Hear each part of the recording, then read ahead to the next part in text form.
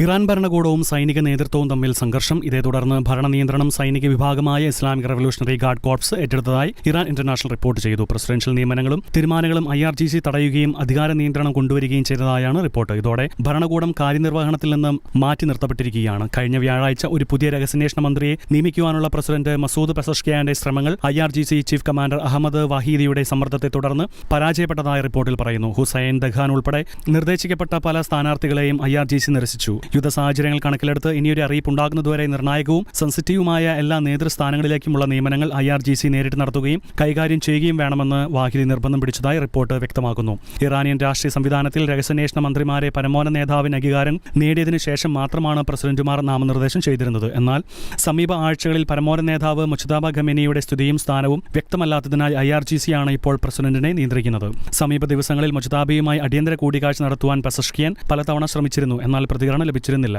IRGCയിലെ ഉന്നത ഉദ്യോഗസ്ഥർ ഉൾക്കൊള്ളുന്ന ഒരു സൈനിക കൗൺസിൽ ഇപ്പോൾ പ്രധാന തീരുമാനങ്ങളിൽ പൂർണ്ണ നിയന്ത്രണം ചെലുത്തുകയും മുജ്തബയ്ക്ക് ചുറ്റും സുരക്ഷാ വലയം ഏർപ്പെടുത്തുകയും ചെയ്തിട്ടുണ്ട്. രാജ്യത്തിന്റെ സാഹചര്യങ്ങളെക്കുറിച്ചുള്ള സർക്കാർ റിപ്പോർട്ടുകൾ അദ്ദേഹത്തിന് ലഭിക്കുന്നത് തടയുന്നതായും റിപ്പോർട്ടിൽ പറയുന്നു.